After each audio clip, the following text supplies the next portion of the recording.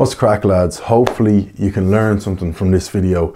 I think I've been guilty in the past. I've put my hand up and said it's not the most informative channel. It's pretty much just me going around drinking pints, talking shite. But I think in this video we're going to learn a lot. I know I learned a lot. Before we go any further, I want to give a massive shout out to the sponsor of this video, Manscaped. Manscaped have been with me since the start, lads. Support them, support me, you know how it is. I would highly recommend purchasing the Performance Package 4.0.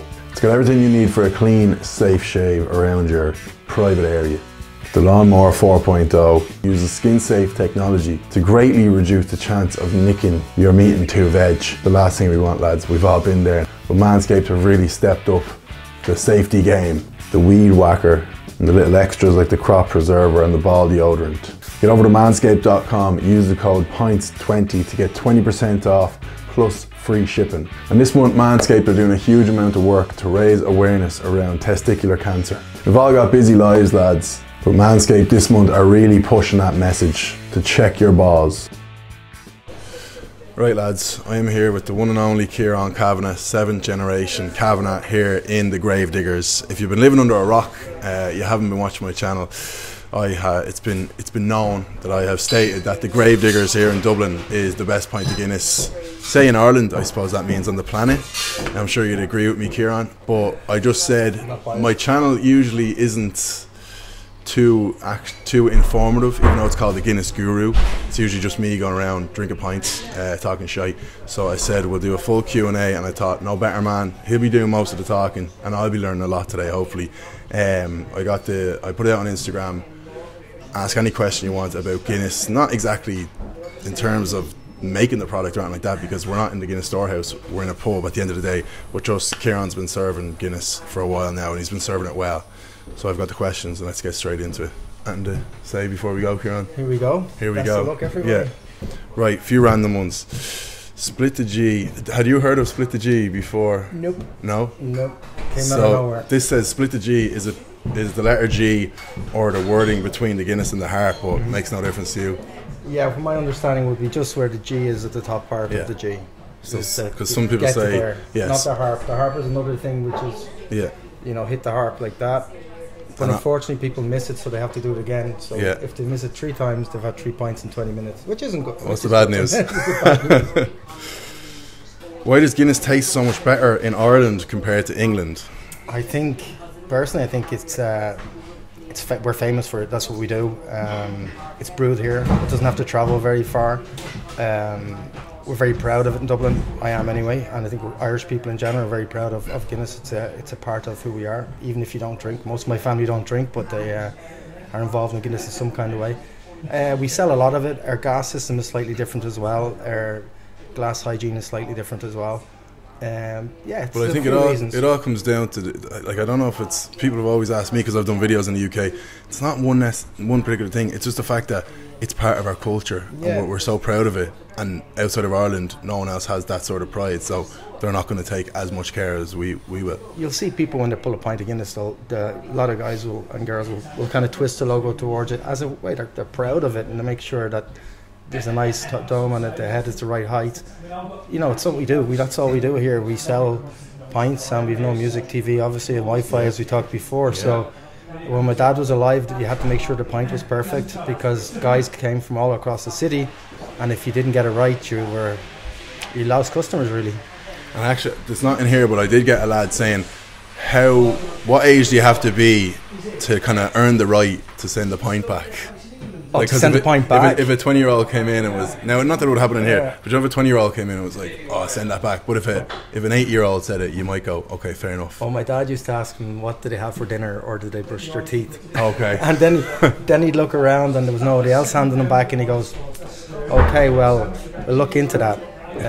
So yeah, if you don't find the product to your taste, like anything, you just send it back and you'll get a refund, hopefully, and probably don't order it again. I get one of these, I think, more. No, it doesn't really happen. Now, there can be technical problems, very rarely you can get a dodgy keg.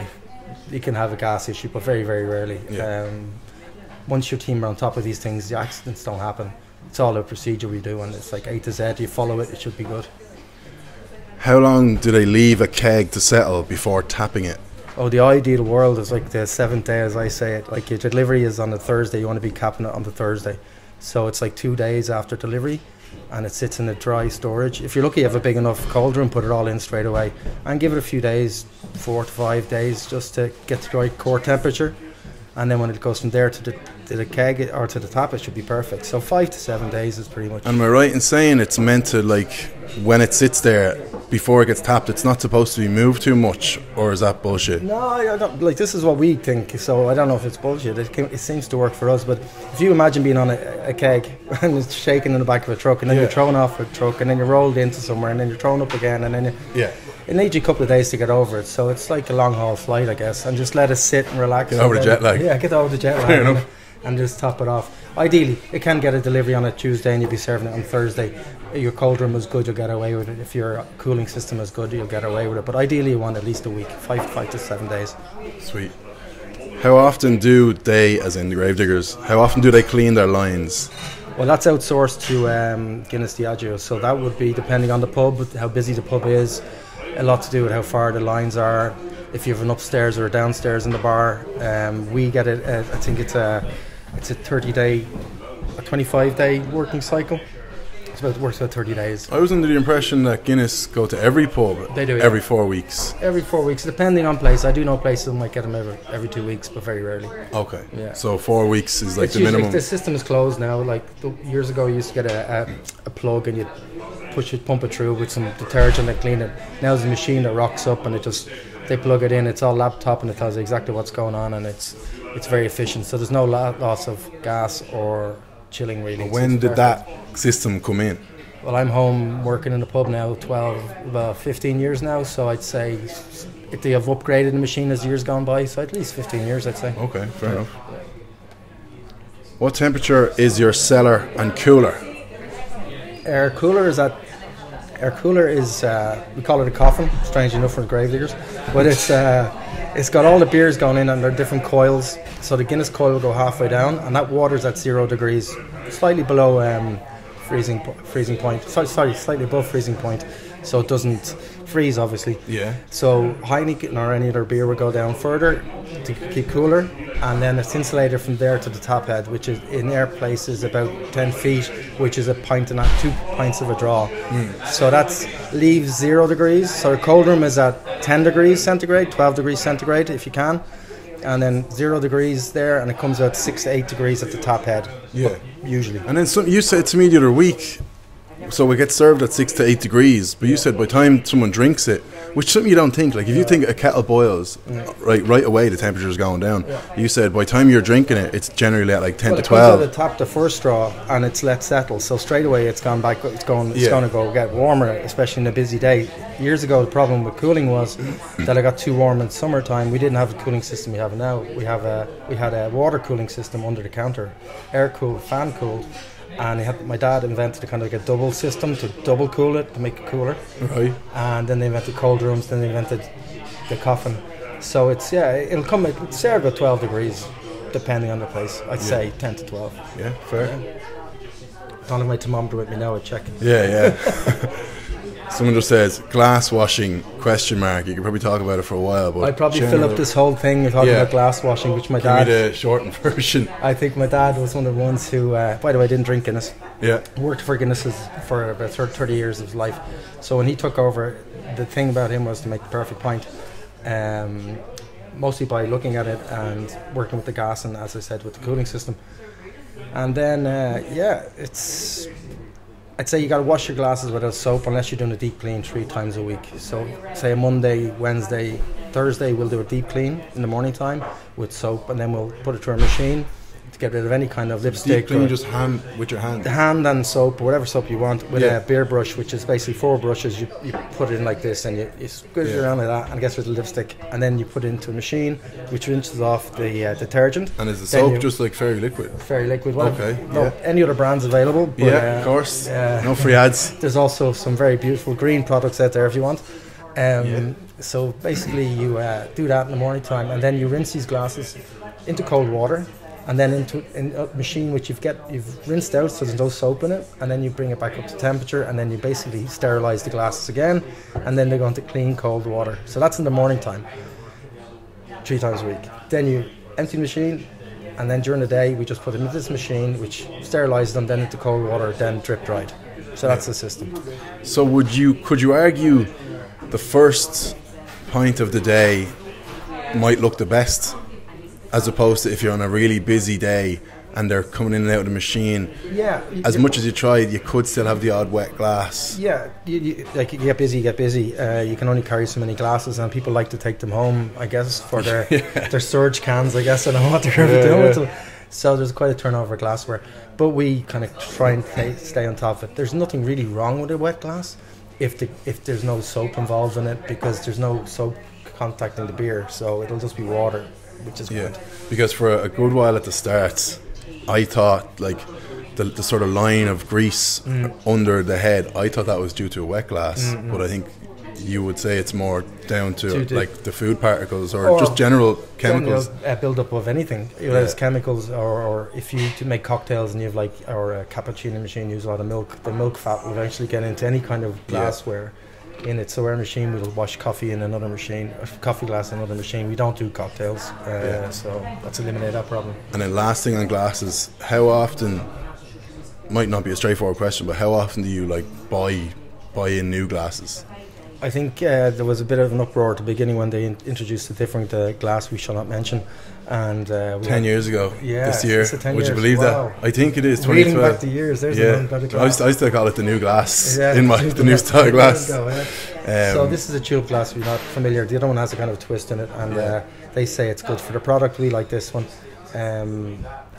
So I think it's the best glass to use, and you get a certain amount from Guinness's, and then you will have to buy certain ones. If you use their branding, you get credit for it, basically. Yeah. Well, will you just every a few months be like, we could do with a few glasses, and do you have to order them in bulk? Like, we have a standard order with them that they come in after so many kegs. You probably expect to buy a few extra glasses. Okay. You'll kind of you'll have a stock of them. We have quite a lot of them. Yeah, fair. This is to do with drinking cans at home, so we could both maybe chime in on this. We both drank our fair share of cans during lockdown, I'd say. Small bubbles, streaks on pint glass. Is it dirt or wet? Notice a good bit when drinking a can at home. Probably because you're washing it in your own glass dishwasher, which you're washing your porridge and the other stuff in it. So treasure your glass. This is a beautiful sacred chalice that you're going to have your pint in. Mostly product. Try and wash it with your hand. Dry it clean.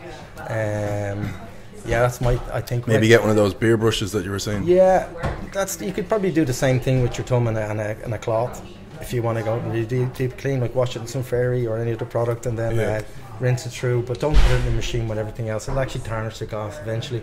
And what happens to tarnish is it'll actually scrape the glass if you look under a microscope. Not that I do that, but I believe you do. You can, and you'll see little bits of particles of the dirt and stuff like that. But if you only had one Guinness glass at home and you were planning on having a few cans, would you honestly wash it every time, or would you just maybe dunk it in two or three? You're going to get a few bubbles. You're going to get a few streaks. Yeah, like you're hardly going to be arsed to get up, wash it. 5 glasses, not your drink responsibly, everybody, of course, but you're not going to have a load of glasses lined up and all your cans in at this perfect temperature. It is a drink, it's about drinking it. So if you've drank a can, you've a bit of stick on it, you dunk another one in. Acceptable or unacceptable? I do it. I wouldn't. Exactly. I wouldn't shoot. And don't shoot me for this, but sometimes I'll pour it into a small tulip glass. Yeah. Instead of the big one, and put it back in the fridge. If I'm like slowly drinking a pint, it keeps it a little bit fresher. Getting it cancelled for that. Yeah. You can edit that out, by the way. Does a back tap versus front tap top up have an effect on the pint, as in pulling it forward or pulling it back to top it up? Historically, yes, very much so, because the pressure of the gas that came out. If you look at the 1980 pints, you'll see the pint taps, they had kind of like much more of a push forward and pull back. That's all to do with the flow of gas. So when you push the tap forward, you'll notice the pour is slightly slower. That's less gas in it. Yeah. So if the head is quite high, you probably will need to push it a little bit forward. It rushes the pint as well because there's less gas going in. Right. So some people might push it forward. You see, it comes out quite dark, and then bring it forward. It takes less time to settle. Yeah. Okay. And also the head wouldn't be so good on it. So there's less gas in it basically. Yeah. So pull it forward towards you at an angle of 45 degrees. Slowly bring it to where it hits the top of the harp. Let it settle. If it's got a high head like that, slowly bring it forward, or else push it. Sorry, slowly bring it back or push it forward. Okay. If it's pouring beautifully, just bring it towards you. If you're a novice, you know, just kind of push it forward, and you get a nice dome on it. But do you touch the nozzle off the inside of the glass? Never. Should never. Not. I don't mean dunked into the head. But do you leave it on the glass? Leave it on the glass when it's... Because I think that's what Guinness show in their videos. Yeah. You have it at touching the glass, and as it comes up slowly like that, then you move it away. Yeah. Okay, yeah. Because you imagine every time you put the nozzle in the Guinness, and you're not selling so much of it, that becomes a source of bacteria. Oh yeah, it's hard to watch when you see a barman just dunk it straight in when he's topping it up. But anyway. What actually causes the shtick? And why does draft have thicker cream for this than a can? The first part. What causes the lacing? The official term, the lacing. Lacing is down to, I imagine, the gas ratio of the carbon, nitrogen, and the CO2 gases, which creates the unique kind of head that it has. A clean glass, as we mentioned, is very important. So, if you imagine the perfect pint is coming out, and it goes in dirty glass, no matter what kind of head or cream, it will just go straight down. Lager is mostly CO2, so it's much for a bubbly, foamy head, and depending on the ratio, the thickness, or the beer thickness of the head. So draft Guinness is usually a denser head than draft cans of Guinness. I think that was the issue, hence the nitro surge and things like that. But I've gotten, I remember I was in Portugal, got one of the worst looking pints, filthy glass, but the shtick was unbelievable on it. So is there an argument that it's actually sticking to grease and shite on the side? That's another thing I've heard, not here, but I've heard around, that some people aren't doing a heavy glass hygiene because of the same reason you just mentioned. Because if you imagine it's sticking on everything that's there. And then a lot of people say say if it's dust, it's not chemical, so chemical dust wouldn't kill a pint. It would probably stop it from the head from going down. I wouldn't recommend it, but it's not going to kill you. But there's people, especially a lot of Americans, they seem to, there's a law that they have to use this certain chemical or whatever to clean the glasses, and they there's absolutely no shtick. It's as if the glasses are too clean. But it must be to do with what they're using and not the actual process. Yeah, it is. And I do know of a pub in the States that, as you mentioned, they have to use certain chemicals for state law and federal law. But what they've done is they built another room to clean their own glasses. So it's gone through that procedure, so they're making the state people happy, and then they're doing our system. Just taking it off, basically. They're washing it all off again. That's unbelievable. Okay. Do you run off many pints from the line before you start serving each day? No. Not with the system now. We could have done maybe a few years ago. I've never seen here. My dad would check your drip tray, so if you tried to do that, it'd be pretty heartbreaking if you were telling me you're pulling off 2 or 3 pints every day. The only time I did it was after when we were open up here after lockdown. It had been closed for 18 months. And obviously the place is quite humid, so that's fair. It smelt a bit damp, so I threw a few pints. We ran a few pints through the keg. What did they look like when you ran them through? They looked great. The system was closed, actually. It was clean, perfect, beautiful. And they cleaned it, obviously. But the few pints I threw on the floor and just scrubbed it in, so the next day it smelled like a pub again. I don't doubt that. This is a good one. What tips would Kieran give if I was setting up a home Guinness tap? Have lots of friends to share it with, because you need a good pour. You don't want it sitting there. You don't want it sitting there. I do have some friends of their own bars, and the pints are quite good. I haven't been to them yet, but their pints are quite good. You do get used to a certain pint. If you go to a certain pub or you drink your own beer, you get used to it. So you get used to the differences in it. I just think you need to either get a smaller keg, or else unhook the keg every time you use it. And try and keep it cold, or else drink it. Yeah, that's nearly people's debate against it, because if you're going to get a big keg like that, you'd want to know there's loads of people coming over, and it's probably going to be finished in that weekend or that week. At least 4 days maybe. Yeah, but what about the technical stuff, like someone was asking about gas, CO2, all that stuff? That's usually provided in the system you get, whoever sets your private bar. Okay. Yeah, it's usually regulated. If you hire one or buy one, they'll give you the ratio. And then you got to tweak with it to get the right one for your keg. How big should the head on a pint actually be? Well, again, that goes down to people's personal taste. I know Guinness Diageo have a certain centimetre, millimetre, which I won't spoil the tour. It's very interesting. So 12 to 18. And I think they actually have a little, like, They do. And they, what's it called, like a rulery kind of thing that you can. gauge that comes on and they go along and they kind of. Well, they say once it's not past the harp, but I think if it's at the harp, it's arguably too big. Yeah. I think, you know, you'll see it. A thin head isn't really good. It's either too cold or it's the gas is all wrong. Yeah, I was going to say, what makes a thin head? What makes a big Probably head? too cold is the problem. Probably one big head is too warm. Or else bad keg, or else hot day. You know. Yeah. But basically cooling and that's pretty much So, like, it. you know the ones you see on shit London Guinness, and literally half the pint is head. Yeah. I think that's probably just straight pour.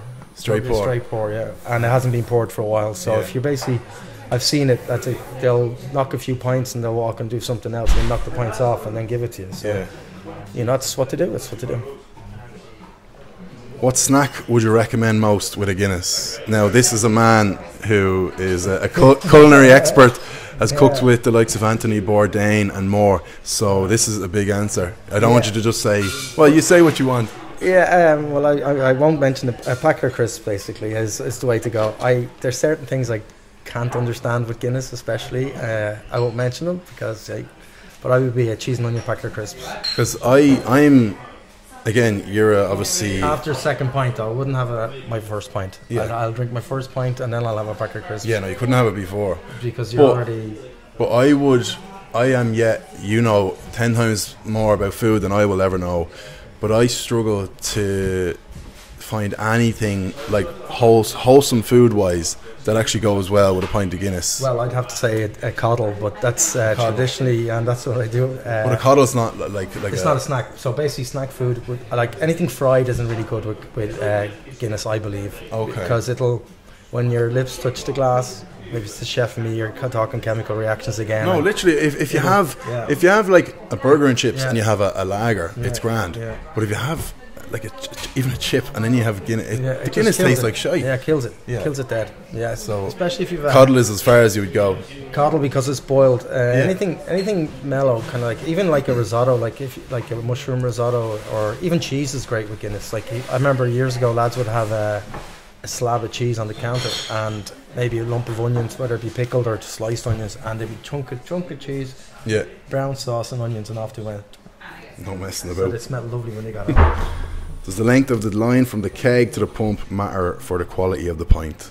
The most important thing is the length from your cooling system to your tap where you serve it. So ours is pint and a half to 2 pints, and it's all insulating tubing, so you're losing very little. When you say pint and a half, like the tube length holds if you poured that out, it would be a pint and a half. So if you wanted to empty the line to clean, you would pour off a pint and a half.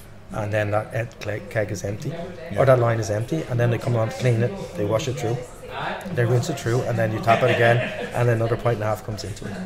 So there's always Guinness right to the top. Yeah, and then obviously you get a lot of people that have the keg underneath, perfect. Which sometimes I don't understand because they can't. It gets cooled then when it goes up through, isn't it? Well, there should be either a water cooler or an ice cooler above or beside it. So basically the tap goes into that to go to that. There used to be one over there. So basically there's a fan cooler or an ice bank that your beer goes over. So you tap the keg, you put that's connected to the cooler, and then it goes to your tap. But you can actually and the gas is there as well, so you got to hook up the gas. So the older pubs would have had most of their stuff underneath the counter, so there was very much of a distance between it. There are some pubs who might have it across the road now, or in a cellar upstairs or downstairs. So that would affect how long it's travelled. But if their coffin or their cooler is right beside their bar, it shouldn't be much of a problem. Okay, learning a lot today. It's all about, like, every pub is slightly different, but the system is the same. There might be longer tubing, but the less between the cooler and that stays. Very detailed. Why do some pints have a very metallic taste? You might know because yours don't, but can you give an answer? Metallic taste, I don't know. I couldn't really say. It could be a gas thing. It could be a glass hygiene thing again. I don't know. I wouldn't know. I haven't metallic taste. I think it's more like I remember the Surger cans, the official Surger cans used to give a shockingly metallic taste, but Yeah, I don't know, you wouldn't get it really in a proper pub like. No, like I think you can get a really soft pint, I call it, in a pub, which is like when the head is not there at all. It goes very yellow very quickly, and it's just you can just see it dying down the glass, and that makes it soft. That's as best I can describe a bad pint. Yeah, because the ones are slightly bitter, which are usually because of the same thing, gas or. But you said about the yellow head, there was a question there. Does the whiter the head mean the better the pints? Not always, no. No? No, I don't think so. So, what makes in some places? Yeah, I know. What makes the head white? Like sometimes you have 2 sips of it and it's gone totally yellow and the head is just disintegrated. Yeah. Whereas sometimes the head will stay like this the whole way down. Well, again, I think it goes down to what we mentioned earlier on. All those factors that we have mentioned in. And then to be honest, just timing as well. Like I could drink a pint in about 3 or 4 minutes in my review, and there's unbelievable shtick, and the head stays like that. But if you drink a pint over half an hour, then obviously it's just going to gradually. Yeah, it's a thing. Guinness is and most stouts are very kind of a bit complicated. If you're around the drinks, for example, and you're not ready to drink a pint and someone's bought you a pint, don't leave it there for the head to go concave. Take a little sip out of it, not much, just a little sip. I've said it before. Just a little sip, and that'll keep that pint alive. And then you keep going with this one. It's all right. Happy days, and that should keep it. Same thing. Same again, if you don't want to drink it quick, just take a sip every now and then. You don't have to split the G every time. You don't have to get to the harp. You don't have to do all that kind of stuff. You don't have to try and spill it. All that kind of stuff is fine. Well, just keep a sip on it, and less of the scampy fries, less of the bigger fries. But honestly, one of the best tips I ever got was, if you're a little bit behind, just take a tiny sip and the head won't. There's nothing worse than when my dad told me that he never drank Guinness, so it's just the worst thing is, especially like you're collecting glasses and you can see a pint, you felt like saying, just have a sip of that, will you? Yeah, honest to God, right, 1 or 2 more. How important is the skill of the barman when it comes to quality? 100%. Very important. 100%. Yeah. This place, without the bar people we have, the staff we have, wouldn't be. Your locals make it, the product makes it, but the staff, as I mentioned right at the beginning, presentation of your product was installed to us when we were kids. It's the first thing we mention. People come here to work, and they might have some ideas, we'll take them on board as well, but we have to make sure that the pint is good. That's all we have. If someone rocked up asking for a job, would you just be like, pour a pint there, and that would determine it, or you'd know you could train them? I think if you want to work at a pub that's renowned for pulling pints of Guinness, you'd probably want to come up and pull a pint of Guinness. Yeah. So they'd probably do a shift or two, and I imagine they'd be pretty confident to pull a good pint. Right, 2 more and we're done. A question I've asked you multiple times and always struggle to get an answer out of you, but sure, I'll ask you again. Can he share the best pint of Guinness he's ever had, barring his own watering hole? Well, I followed a few of the ones you've recommended. Right. Yep. And some of them are very good. And I enjoyed all of them that you recommended. Loyal to the... No, as we say, you might get a pint just as good as theirs. You probably won't get one better. So we would all, like me, and I think Dara would agree, we'd like everybody to have the same pint of Guinness everywhere. Yeah. That's my goal in life, is to go to any place, and its pint is perfect. So you won't give me a name? Next time. Next time. Last question. How do you avoid Guinness farts the next day? Good nutrition. It's all about good nutrition. Lay off the scampi fries and the curry chips on the way home. Curry chips on the way home, and hydrate. Always hydrate. It's very important to drink lots of water. No, it's drink responsibly. Obviously, it doesn't agree with everybody. Yeah. I find a lot of people visiting Dublin for a weekend for any sporting event, and they might have the change in diet and a change in alcohol consumption, and expect to be perfect the next day. It's not going to happen. It's like when people say, like, you go to like Asia and then you get food poisoning. It's kind of similar. I wouldn't call it poison, but it's basically a change of climate, let's call it. Yeah, fair enough. I think good nutrition. Eat before you go out. Don't eat when you're out. It's probably when you're drinking pints. I would eat before I come out, and I have a few pints, and if you have a few packets of crisps if you're into. Yeah, and if you're if you're on the Guinness for the day and you have it and they're flowing nice, once you eat something, unless it's like a bag of crisps or something, I just find it ruins it. You can't go say 1 to 5 o'clock drinking Guinness, go have a big meal and then go back in the Guinness. It's game over. That's it, it's all over. It's dinner before you come out, and or lunch or whatever you're into, but just come and have some food in you, and then just let it build up. A glass of water every now and then, and that's it. Lay off the fried foods. Spot on. Right, that'll do us, Kieran. Thank you very much. Thanks for watching, lads. Sláinte.